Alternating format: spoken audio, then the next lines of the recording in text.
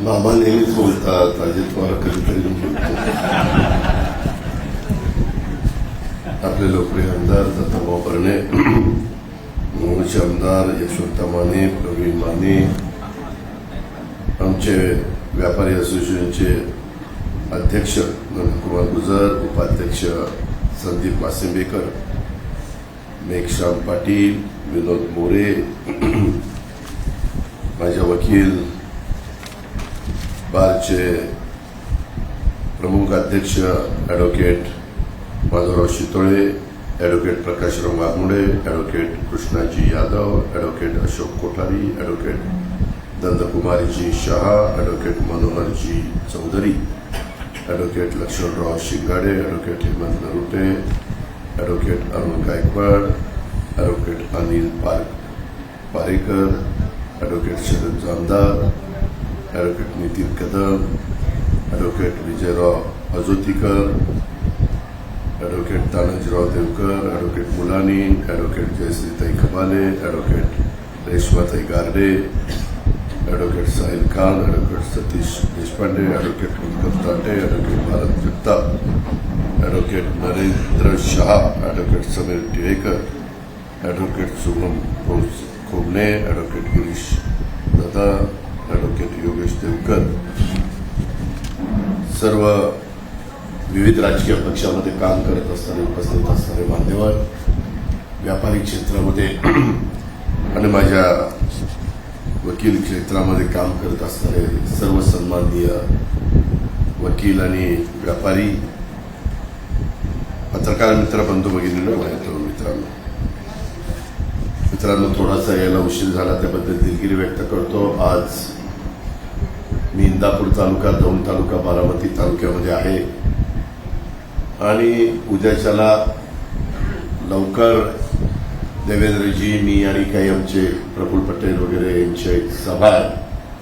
त्याच्यावर उद्या जे मान्यवर फॉर्म भरण्याच्या निमित्तानं येणार आहेत त्यांना मी आधीच विनंती करतो की थोडंसं लवकर उठून 9:30 पर्यंत काउन्सिल हॉलला पोहोचलं तर खूप बरं होईल, कारण उन्हाची पण तीव्रता असते आणि तो फॉर्म भरून तिथली सभा करून मला देवेंद्रजींना सातारला जायचंय, तिथली सभा फॉर्म भरून आम्हाला सांगलीला जायचं आणि तिथं फॉर्ममध्ये सभा करून मग आम्हाला पुढच्या कामाला जायचं.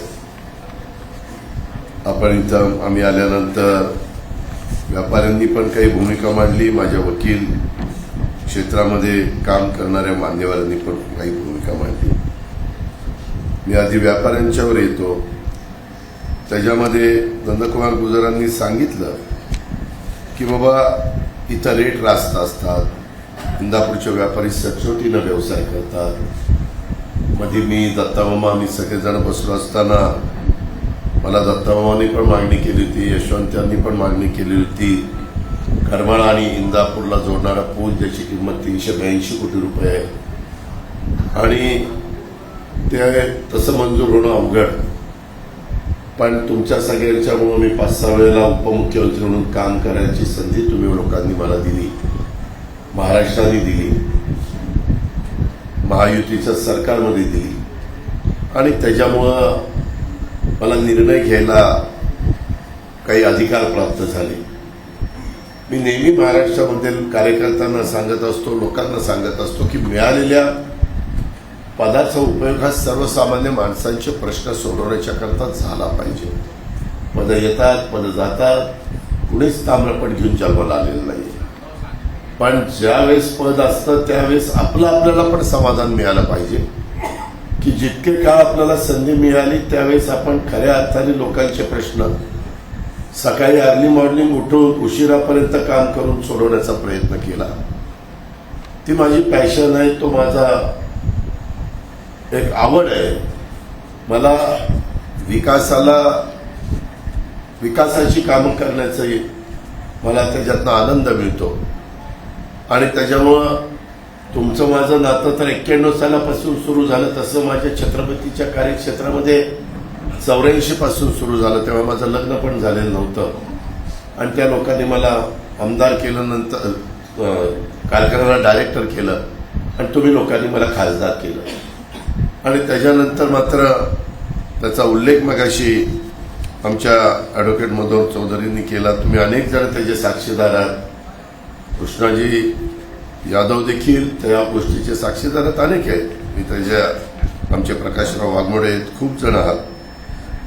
पण मित्रांनो, आता वेगवेगळे प्रश्न मांडत असताना आमच्या नंदकुमार गुजरांनी सांगितलं की इथले रस्ते रुंद करा. गुजरजी, मी पिंपरी चिंचवडचा चेहरामोहरा बदलला. मी लोकांना वाऱ्यावर सोडलं नाही. मी तिथले रस्ते अक्षरशः 2 पदरी होते ते 8-8 पदरी केले. बारामतीमध्ये देखील फलटण बारामती भिगवण रोड 2 पदरी होता, तो 8 पदरी केला. कारण माझं स्वतःचं म्हणणं असं आहे की तुम्हाला तिथं पदावर काम करायची संधी मिळाली तर तुम्ही आउट गटकेलचा किंवा तुमच्या टर्मचा विचार करू नका. तुम्ही 50 वर्षाचा विचार करा. आज मी बारामतीला खासदार आमदार होऊन मला 33 वर्ष झालेली. काळ थांबत नाही, काळ चालूच असतो आणि त्याच्यामुळं आपल्याला हे निर्णय घ्यावे लागतात. त्याच्याकरता तुम्ही पुलाचा उल्लेख केला, तिथं अंडरग्राऊंड केबल टाकावी म्हणून उल्लेख केला. मी परवाच बाजारपेठेमध्ये मी दत्तामामा आम्ही आलेलो होतो. खरोखरच अतिशय अरुंद अशा प्रकारची ती बाजारपेठ आहे. मी बारामतीमध्ये अनेक बाजारपेठा रुंद करण्याचा प्रयत्न केला, बाहेर लोकांना आणण्याचा प्रयत्न केला. शेवटी तुमचा धंदाही झाला पाहिजे. तुमच्या इथं रेट रास्त असतात, तुम्ही सचोटीनं काम करता. हे सगळं करण्याच्या करता निधी देण्याची जबाबदारी माझी. पण कुणी तिथं आडवं येता कामा नये. हे माझं काढायचं नाही, कुणी कोर्टामध्ये जाऊन स्थगिती आणायची, मग कामं होत नाही. त्याच्यामध्ये तुमचं पण स्थानिकांचं सहकार्य पाहिजे. थोडंसं आपल्याला वाईट वाटतं, पण लॉंग टर्मचा फायदा होतो. त्या बाजारपेठेमध्ये जे ग्राहक आहेत त्यांना फिरायला सोपं झालं, त्यांचं वाहन जायला यायला सोपं झालं तर तेही समाधानी होतात. आपल्या इथं एका बाजूने वाहन शिरलं तर दुसऱ्या बाजूने दुसरं वाहन आलं विरोधी बाजूने तर सगळं जामच होऊन जात आहे. त्याच्यामुळं तुमची तयारी असेल तर मामांशी बोला. मी त्याच्यामध्ये तुम्हाला तिथं सहकार्य करायला तयार आहे. त्याच्यामध्ये तुम्ही मधल्या काळामध्ये बऱ्याच दिवसाची मागणी होती करमाळा इंदापूर पूल. खरोखरीच इतक्या कमी वेळामध्ये मी माझ्या बारामतीमध्ये देखील कुठली मंजुरी 382 कोटीची देऊ शकलो नाही. पण एखादी गोष्ट जर साधून आली, घडून आली, योग आला तर काय होऊ शकतं.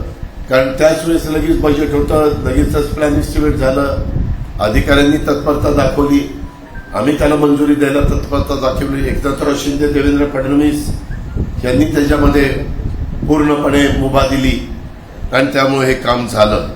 त्याच्यातनं तुमचा व्यवसाय वाढणाऱ्या व्यापाऱ्यांचा, तुमचा त्या ठिकाणी वकिलांचा पण त्या बाबतीमध्ये तुम्हालाही मोठ्या प्रमाणावर काम मिळणार आहे. मला दुसरं एक सांगायचं आहे, आमच्या इथं केलेल्या कामाच्या बद्दल लोक रिस्पेक्ट देतात. ते कुठल्याही पक्षाचे असले तरी म्हणतात दादाला मतदान करायचं, दादा कामाचा माणूस आहे. इथं एवढं मोठं काम केल्यानंतर त्या कामाला अजून 15 दिवस पण झाले नाही, तो पण भरत शेटने टन दिशी उडी मारली. मी त्यांच्या घरी बसलो, मला म्हणले दादा एवढं काम करा. काम झाल्यावर इतकं समाधान व्यक्त केलं. दादा इतके वर्ष आम्ही प्रयत्न करून नाही काम झालं, आता खरंच आमच्या बाजारपेठेला चांगले दिवस येणार आहे, भरभराट होणार आहे, सगळं काही होणार आहे. आणि एवढं करून मला वाईट नाही वाटलं की मी काही साधू संत आहे. त्याच्यामध्ये मी फार रोखठोक बोलणार आहे, अख्खा महाराष्ट्र ओळखतो. पण असं काय घडलं की आत्ताच जायला पाहिजे होतं. त्याच्यामध्ये मी त्यांना काल सकाळी बोललो, नाही दादा असं आहे, नाही दादा तसं आहे, ते असं झालं, संस्थेत तसं झालं आणि ते आमच्याकडे तसं झालं आणि कारखान्यात तसं झालं. हे कारखान्याची संस्थेची निवडणूक आहे, 140 कोटी जनतेचं भवितव्य ठरवणारी निवडणूक आहे. देशाचा कारभार उद्याच्या काळामध्ये कोणाच्या हातामध्ये द्यायचा आहे आणि कोण तो मजबूतीनं त्या ठिकाणी पुढे नेईल, कोण आपल्या देशाचा नावलौकिक जगामध्ये वाढवेल, कुणाच्या मध्ये व्हिजन आहे, कोण विकास पुरुष आहे, कोण घेतलेलं हातातलं काम तडफेड पूर्ण करू शकतात, याबद्दलचा विचार करा ना. गाव पातळीवरच्या निवडणुका येतात जातात, ही गावकीची बावकीची निवडणूक नाहीये. आणि त्याच्यामुळं तुम्ही पण व्यापारी पण आहात, वकील पण आहात, मान्यवर आहात. अनेक उन्हाळे पावसाळे तुम्ही पाहिलेत. पण त्याकरता विचार करताना 18 पगड जाती 12 बलुतेदारांना पुढे घेऊन जाण्याचं काम, आजूबाजूच्या राष्ट्रांनी वाकड्या नजरेने न बघता त्यांचा चोख बंदोबस्त करण्याचं काम, वेगवेगळ्या प्रकारे कुठल्याही जातीय दंगली होणार नाही. आज नक्षली 29 का काही काल मारले गेले. 29 कशाला म्हणतात? ते केव्हा होतं? स्थिर सरकार असेल तर होतं. अधिकाऱ्यांच्यावर आम्ही पकड केव्हा ठरतो? ज्यावेळेस अधिकाऱ्यांना माहिती असतं आता हे 5 वर्ष हलत नाही, त्यावेळेस अधिकारी कामं करत असतात. काठावर आलं ना, अधिकारी म्हणतात काय ऑर्डर केली, अरे किती दिवस आहे, 15 दिवसांनी दुसरा येणार, याला कोण विचारतंय? असं मोदींच्या 10 वर्षात झालेलं नाहीये. त्याच्यामुळं त्यांची प्रशासनावर पण जबरदस्त पकड आहे. कारण माझ्या फार जवळचे अधिकारी पीएम ऑफिसमध्ये त्यांनी काम केलेलं, आणि त्यावेळेस आता आमचे परदेशी श्रीकट परदेशी ते पूर्वी तिथं होते. त्याच्या आधी आपल्या इथं एक नवल किशोरजी ते इथनं दिल्लीला त्या ठिकाणी गेलेली आहे. अशा खूप जणांची नावं त्या बाबतीमध्ये मला तुम्हाला सांगता येतील. आणि त्याच्यामुळं साहजिकच आम्ही IAS IPS ऑफिसरशी बोलतो, कसं चाललंय काय चाललंय. एक आदरयुक्त जरा ही मोदी साहेबांची आहे. परंतु उगीच कुणीतरी उठायचं, चकाट्या पेटवायच्या, संविधान बदलणार. अरे कोण संविधान बदलतंय? इलेक्शन आले की संविधान बदलणार. अरे घटनेचे शिल्पकार डॉक्टर बाबासाहेब आंबेडकरांनी इतकं चांगलं संविधान दिलेलं आहे, कुणी मायाचा लाभ बदलू शकत नाही. मी खरं स्पष्ट सांगतो, जोपर्यंत सूर्य आणि चंद्र आहे ना, तोपर्यंत बाबासाहेबांच्या संविधानाला कुणी धक्का लावू शकत नाही. घटनेमध्ये किरकोळ बदल अमेंडमेंट करावी लागते. तुम्ही तर वकील मंडळी आहात. आणि आज ते नाहीये. जवाहरलाल नेहरूजींच्या पासून आतापर्यंत 106 वेळेला अमेंडमेंट केली गेली. मोदी साहेबांनी पण मागास आयोग नेमण्याच्या करता अमेंडमेंट केली. चुकीचं आहे. मागास आयोग नेमायला नको. मोदी साहेबांनी महिलांना 33% आरक्षण देण्याच्या करता खासदार आमदारकीला अमेंडमेंट दिली. काय चुकीचं आहे? महिला संधी दिल्यानंतर सोनं करू शकतात, हेही आपण बघितलेलं. त्याच्यामुळे तुम्ही कारण नसताना बदनामी केली जाते, मग काही त्याला हात लावायचा. नाही बदलणार. अरे काही नाहीये, काही नाही म्हणायचं. आता ही शेवटचीच निवडणूक आहे, हुकुमशाहीच येणार आहे. अरे त्या अमेरिकेमध्ये हुकुमशाही नाही आली. जी काही आखाती राष्ट्र आहेत जिथं राज्य कारभार केला जातो, राजे, तिथं हुकुमशाही आहे, पण दुसरीकडे नाहीये. परंतु कुणी पुतीनचं नाव द्यायचं, कुणाचं नाव द्यायचं. अरे लोकशाहीमध्ये तुम्हाला तुमची मतं मांडण्याचा अधिकार आहे म्हणून काही तुम्ही सांगणार, काही आरोप करणार, काही चिकलफेक करणार. त्यामध्ये खरं काय ते सांगा ना. मागाशी कोणतरी म्हणालं की ओठात तेच आमच्या पोटात, पोटात तेच आमच्या ओठात. परंतु ओठात एक, पोटात एक, प्रत्येक ठिकाणी तुम्ही राजकारण करणार. आणि आज मतदार तसा सिद्ध झालेला आहे. म्हणून माझ्या वकील मंडळींना माझी विनंती आहे, तुम्ही वकील मंडळींनी पण अनेक गोष्टी सांगितल्यात, मी थोडंसं जाताना येणार आहे त्याच्यावर. त्याचबरोबर आमच्या नंदकुमार गुजरांनी सांगितलं, संदीप वासिंबेकरांनी सांगितल्या. त्याच्यामध्ये जीएसटी काउन्सिलचा रेट एक असावा. जीएसटी 1 नेशन 1 टॅक्स काय चुकीचं झालं? हे आत्ता नाही, डॉक्टर मनमोहन सिंगाच्या पासून चाललेलं होतं. मी त्याचा साक्षीदार आहे.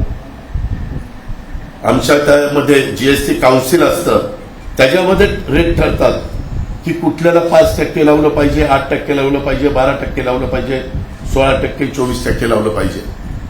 ते खासदाराच्या हातात नसतं. जीएसटी काउन्सिलचे मेजॉरिटी अर्थमंत्र्यांनी सांगितल्यानंतर आमचे अध्यक्ष असतात, फायनान्स मिनिस्टर सेंट्रलचे निर्मला सीतारामन, आणि मग तो सर्वस्वी फायनल अधिकार त्यांचा. आम्ही ज्यावेळेस बसतो त्यावेळेस आम्ही पण बघतो किंवा कुठं काही बाबतीमध्ये गुजर साहेब ते टॅक्समध्ये वेगवेगळे करावंच लागेल. गरीबातल्या गरीब माणसापासून जी लोक ज्या वस्तू खरेदी करतात तिथं टॅक्स आम्हाला नॉमिनल लावावा लागतो. ज्यांची ऐपत आहे, लक्झरियस जीवन जगतात, 5 स्टार हॉटेलमध्ये जेवतात राहतात, त्यांच्याकरता आम्हाला 24% टॅक्स लावला पाहिजे, कारण त्याशिवाय ही डेव्हलपमेंट होणार नाही. हे जे काही रस्ते झालेत, पालखी मार्ग झालेत, नॅशनल हायवे झालेत, अटल सेतू सारखे ब्रिजेस झालेत, वंदे भारत ट्रेन सुरू झाल्यात, हे जे काही होतंय त्याला इन्फ्रास्ट्रक्चर उभं करायला पैसा लागतो. बुलेट ट्रेन, त्याच्यामध्ये मेट्रो, काही ठिकाणी टनेल, काही ठिकाणी वरून, काही ठिकाणी जमिनीवरून, हे सगळं करायचं म्हटलं तर त्याला इन्व्हेस्टमेंट करावी लागते. तुम्ही तर व्यापारी आहात, तुम्ही लोकांनी इन्व्हेस्टमेंट केले तर तुम्हाला त्याच्यातनं रिटर्न्स मिळतात आणि तुम्ही ठरवता. आम्ही म्हणतो अरे बाबा रे, शेतकऱ्यांनो शेतीच्या पद्धतीनं, शेतकऱ्याच्या पद्धतीनं वागू नका, व्यापारी दृष्टिकोनातनं शेती करा तर तुम्हाला परवडेल. हे आम्ही कित्येकदा सांगतो. जे तुमचं चांगलं आहे त्याचं आम्ही कौतुकच करणार, पण हे जे तुम्ही टॅक्सच्या बाबतीत, आता महाराष्ट्रातलं माझ्या हातात आहे, SGST माझ्या हातात आहे, CGST त्यांच्या हातात आहे.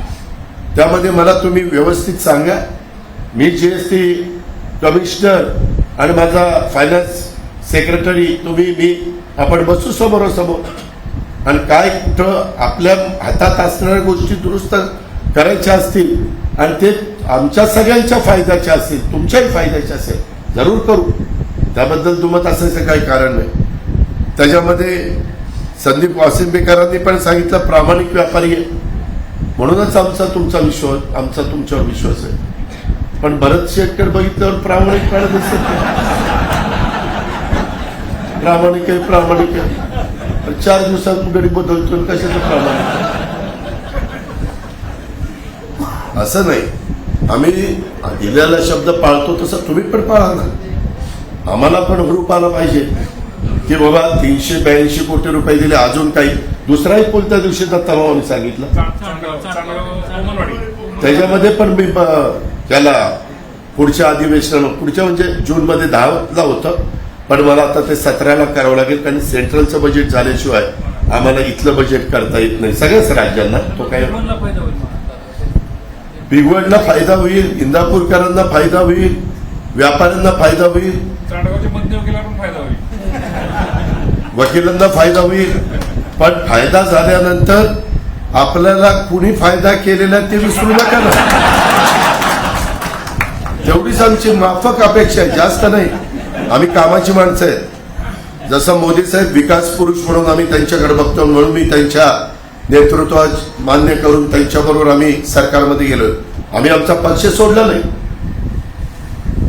शिवशाहू फुले आंबेडकरांची विचारधारा सोडली नाही. मागे देखील आम्ही शिवसेनेबरोबर गेलो, शिवसेनेची पण विचारधारा वेगळी, त्यावेळेस कोणी बोलत नव्हतं. आता मात्र हे भाजपबरोबर गेले, भाजपबरोबर ती काही फार वेगळी काही माणसं आहेत, तुमच्या आमच्यासारखीच हाडामासाची माणसं. आता यादव वकील मागे आमच्याकडे होता, आता तिकडे म्हणून काही बदलले काय? आमचे संबंध आहेत ते आहेतच ना. शेवटी काही थोड्याफार गोष्टी घडतात. आम्ही वेगवेगळ्या राजकीय पक्षामध्ये असलो तरी आम्ही काम करणारे, आम्ही कुठं जातीभेद करणारे माणसं नाहीये. आणि त्यामुळं ह्या सगळ्या गोष्टी नंदकुमारजी, संदीपजी, सगळ्या व्यापारी बंधूंना मी सांगेन. आता आपला बाहेरचा रस्ताही गेलेला आहे, अजून पण काही गोष्टी मामांनी तुम्ही ठरवाव्यात, हर्षवर्धन पाटलांनी पण सांगाव्यात. त्याच्यामध्ये निवडणुकीपुरता निवडणूक, परंतु निवडणूक झाल्यानंतर सगळ्यांनी खेळीमेळीनं विकास कामामध्ये एकमेकाला सहकार्य करायचं असतं. त्याच्यामध्ये तो पक्ष कुठला, तो नेता कुठला, काय कुठला, अशा पद्धतीनं ज्यावेळेस आम्ही महायुती केली त्यावेळेस आम्ही पण मानसिकता ठेवली पाहिजे, 2 पावलं पुढं मागे सरकायची, समोरच्यांनी पण ठेवली पाहिजे. या पद्धतीनं जसं कुटुंब चालतं, हे पण हा एक परिवारच आहे.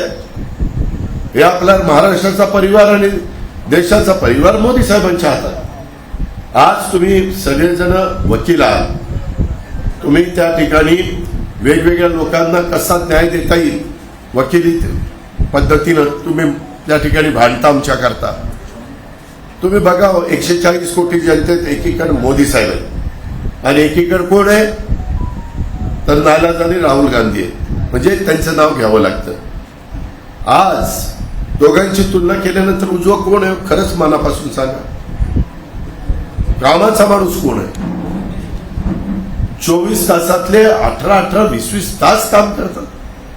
परदेशातनं आल्यानंतर जेटलॅग नसतो काही नसतो। त्या दिवशी आम्ही सोलापूरला होतो, 15,000 घरांच्या चाव्या दिल्या। तिथून म्हणले की मी आता दुपारी जाणार आहे आंध्र प्रदेशमध्ये, संध्याकाळी जाणार आहे तामिळनाडूमध्ये, रात्री जाणार आहे दिल्लीमध्ये। आजपर्यंत एवढे पंतप्रधान झाले, पण सगळ्यात जास्त देशांना भेटी देणारा पंतप्रधान म्हणून मोदी साहेबांची ओळख, आणि त्याचा भारताला फायदा होतोय। भारताकडे बघण्याचा दृष्टिकोन जगाचा बदललेला आहे। आज 5व्या क्रमांकावर तुमची माझी अर्थव्यवस्था आहे, ती 3ऱ्या क्रमांकावर घेऊन जायची। काहीतरी ध्येय डोळ्यासमोर आहे, विजन डोळ्यासमोर आहे। ह्या गोष्टीचा विचार माझ्या इंदापूरकरांनी केला पाहिजे। भावनिक मुद्दे आणतील, भावनिकनं आपले प्रश्न सुटणार नाही। आजपर्यंत 10 वर्ष मोदींच्या विरोधातला खासदार तुम्ही निवडून दिला, कोणतं काम आणलं? इंदापूर करता, बारामती करता, पुरंदर करता, दौंड करता, खडकवासला करता, बोरबिल्ला मुळशी करता, कोणतं काम आणलं? आम्ही निवडून जातो म्हणजे आम्ही काही पदभूषवायला निवडून जात नाही, आम्ही विकास कामं करायला तिथं जातो, चांगल्या कामाला सपोर्ट करायला तिथं जातो। त्या संदर्भामध्ये आपल्याला आम्ही राज्याचा दत्तामामांनी, मी, आमच्या बाकीच्या सहकाऱ्यांनी निधी आणला, त्याच्यातनं गेल्या काही वर्षामध्ये इंदापूरमध्ये जी काही प्रगती झाली, त्याच्यानंतरच्या काळात आपल्याला केंद्राचा पण निधी आणायचा आहे। तो निधी आला तर आणखीन आपली भरभराट होईल। त्यांच्या शब्दावर एखादा मोठा प्रोजेक्ट माझ्या इंदापूर MIDC मध्ये आला, ते आता टेस्ला जगातली नंबर 1 ची व्हेकल बनवणारी कंपनी टेस्ला, परवा चेअरमनला घेऊन आपले प्राईम मिनिस्टर बसले होते त्यांच्या, किंवा माझ्या भारतामध्ये तुम्ही इन्व्हेस्टमेंट करा। सतत आज सोलर मधनं गरीबाला फुकट वीज देण्याचा त्यांचा आता कार्यक्रम त्याच्या जाहीरनाम्यात आलेला। 5 लाखापर्यंत विम्याचं संरक्षण देण्याच्या करता कार्यक्रम आलेला, 3 कोटी लोकांना घर बांधण्याचा कार्यक्रम आलेला। एवढे चांगले चांगले कार्यक्रम जाहीरनाम्यात आहेत, अशा पद्धतीनं ते त्यात चाललेलं आहे। म्हणून आमची विनंती आहे की आमचं शिरूर असेल, आमचं पुणे असेल, आमचं मावळ असेल, आमचं बारामती असेल, जिल्ह्यापुरतं मी बोलतो, राज्यातलं सगळीकडेच महायुतीचे उमेदवार तुमचे पाहुण्यारावांना सांगा निवडून द्यायला, परंतु इतर 40 उमेदवार दिले तर आम्ही जिल्ह्यामध्ये अधिक कसा केंद्राचा पैसा येईल, राज्याचा पैसा तर आम्ही देऊ, त्याबद्दल कुठे कमी पडणार नाही। मगाशी जे काही बोलत असताना आमच्या प्रकाश वाघमोडेंनी किंवा आमच्या कृष्णाजी यादवांनी किंवा नंदकुमार शहांनी, शरद जामदारांनी, मनोहर चौधरींनी सांगितलं वेगवेगळ्या अडचणी सोडवाव्यात, त्याच्यामध्ये बारकाईनं लक्ष, शरदरावांनी तर आज फारच काही काही सूचना केल्या।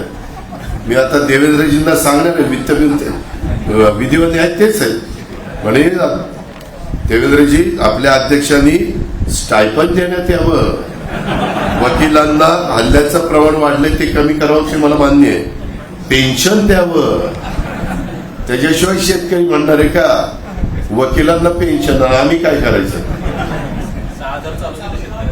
6,000 पेन्शन आहे का? आणि एखादा जेवायला गेला की जामदार साहेब तुमचं 6,000 बिल होत, काय राव बोलायला लावता, ज्या गावच्या पोरी त्याच गावच्या पावली।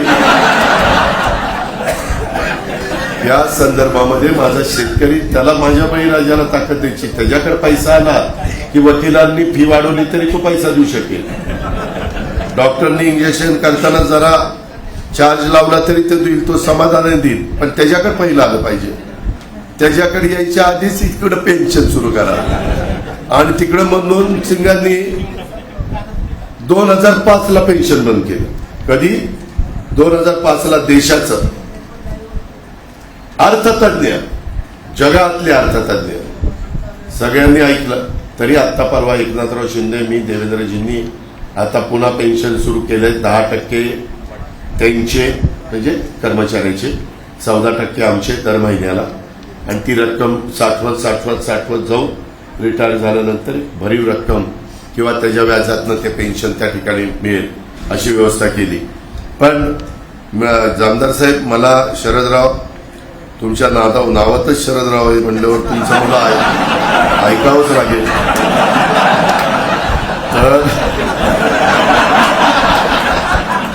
वकिलांच्यावर हल्ल्याच्या प्रमाणाचा मुद्दा तुमचा रास्त आहे. कुणालाही कायदा हातात घेण्याचा अधिकार नाही. डॉक्टरांच्या बाबतीत जसं केलं त्याबद्दल हे आपण त्याबद्दल हे करूया. माझं स्टाफनी त्याची नोंद घेणं आणि बाकीच्या बाबतीमध्ये म्हणजे बरोबर आहे. प्रत्येक जर आपला व्यवसायाचा विचार करतो त्याबद्दल मला काही बोलायचं नाही. पुण्यामध्ये 11 ते 5 थांबावं लागतं. ॲडव्होकेट नंदकुमार शहांनी सांगितलं, त्याचा बऱ्याचशा जणांनी उल्लेख केला, यादव वकिलांनी पण केला. दर आठवड्याला म्हणजे यांनी सांगितलं की ॲडिशनल कलेक्टरांचं सिटिंग बारामतीमध्ये ठेवावं. 300 वकिलांचा जायचा खर्च वाचेल आणि दौंड, इंदापूर, बारामती तिथं होईल. पण यादव वकिलांनी सांगितलं की दर आठवड्याला प्रत्येक तालुक्याला अतिरिक्त जिल्हाधिकारी यांचं सिटिंग ठेवावं.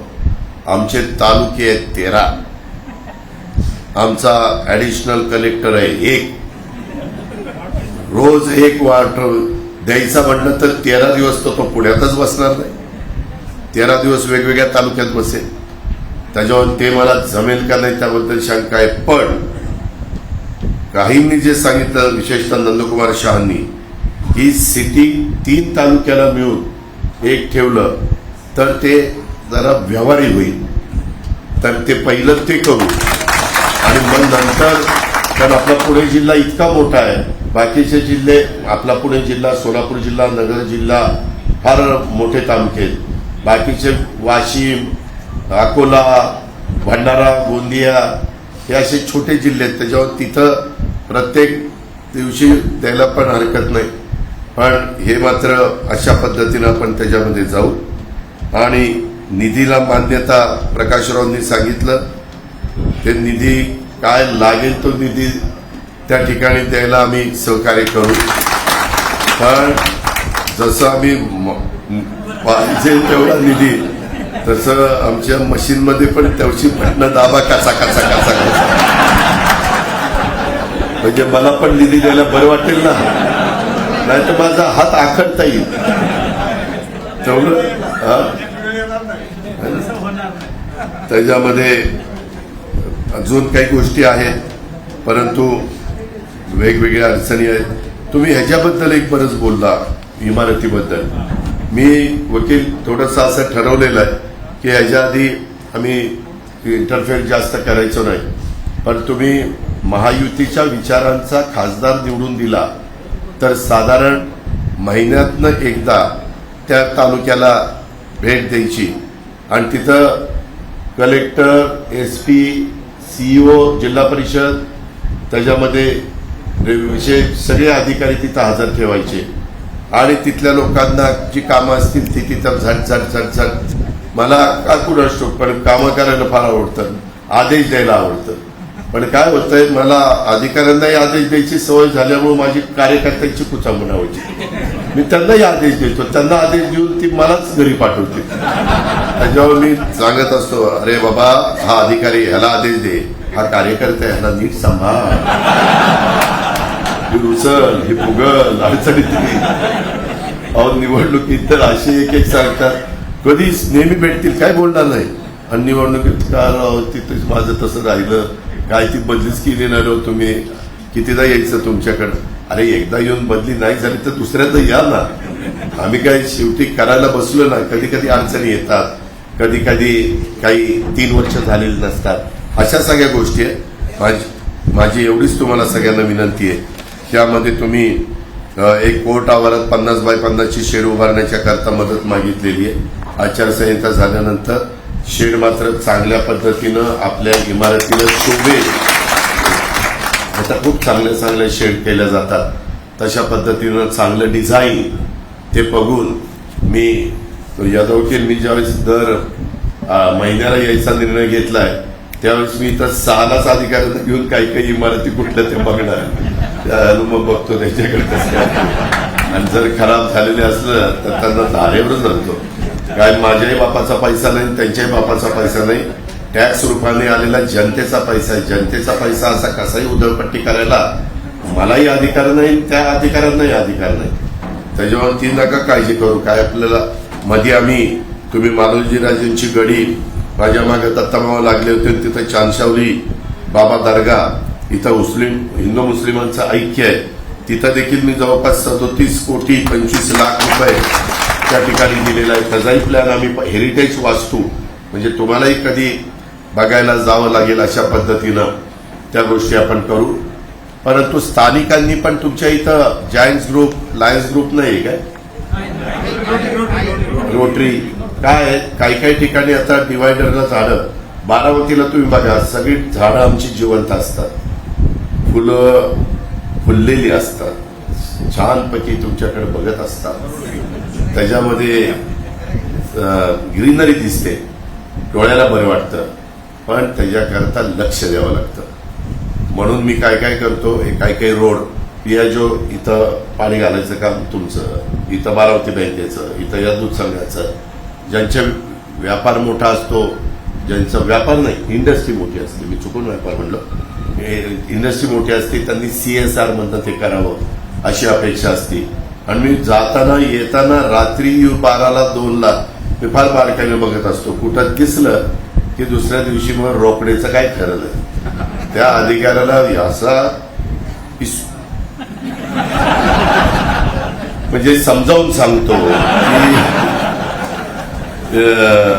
की परत त्यांनी ती चूक करू नये अशा पद्धतीनं सांगतो. तर हे 50 बाय 50चं पण आपण करू.